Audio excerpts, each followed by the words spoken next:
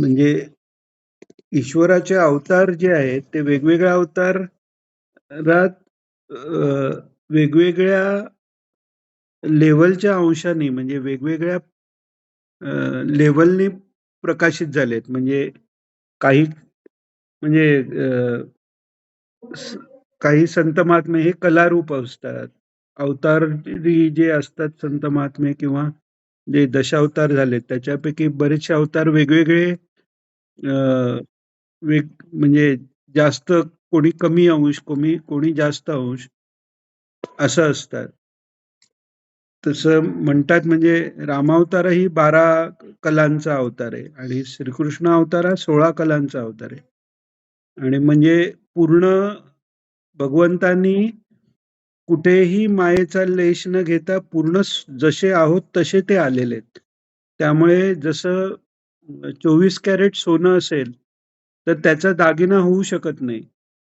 तसं त्या पूर्ण अवतारा स्थितीत ती स्थिती अशी आहे की ती सच्चिदानंद स्वरूपच ते आहे.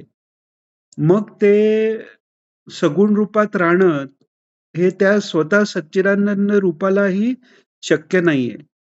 त्यामुळे त्यांनी 2 रूपांनी म्हणजे राधा रूपाने कृष्णाचं चिंतन केल्यामुळे ते त्याला त्या कृष्ण रूपात राहता येणं शक्य झालंय. याकरता हाच एक फक्त अवतार असा आहे की जिथे ते राधा कृष्ण अशा 2 रूपांनी समोर आले. नाहीतर जसं 24 कॅरेट सोनं एका आकारात राहू शकत नाही, म्हणजे दागिने त्याचे बनू शकत नाही.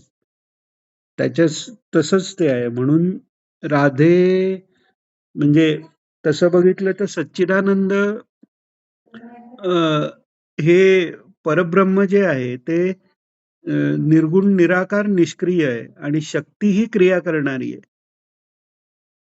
आता इथे बघितल्यावर राधेने काही केलंय असं दिसत नाही आपल्याला. केलंय सगळं कृष्णाने. म्हणजे राधा ही कृष्णाची शक्ती आहे म्हणण्यापेक्षा राधा हे अधिष्ठान आहे आणि कृष्ण त्याच्यावर कार्य करतोय अशी अशी परिस्थिती तिथे आहे. कारण ते एकच रूप आहे. असं आहे.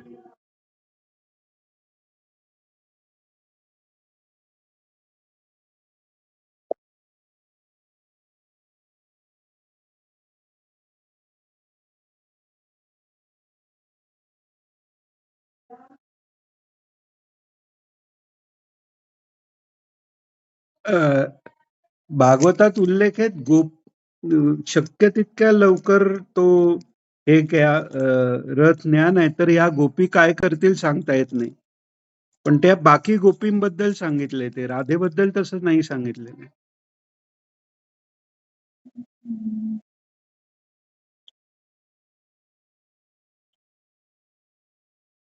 तसं भागवतात तरी उल्लेख नाहीये. तसं नाहीये ते.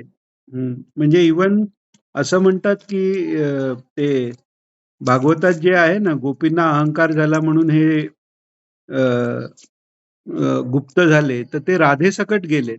म्हणजे राधेला तो अहंकार नाहीये. कारण हे वेगळे नाहीच आहेत.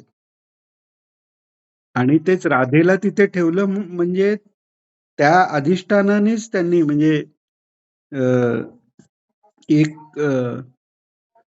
काय म्हणतात, एक खुंटा असला की ते किंवा अँकर काय म्हणतात त्याला अ, याचं नांगर असला की बोट इथे तिथे जात नाही. तसं हे सगुण रूप टिकण्यासाठी राधेची आवश्यकता आहे.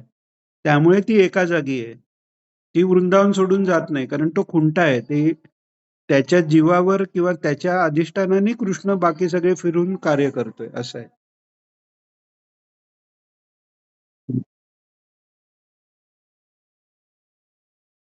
तसे भागवतात नाही आलेले तसे.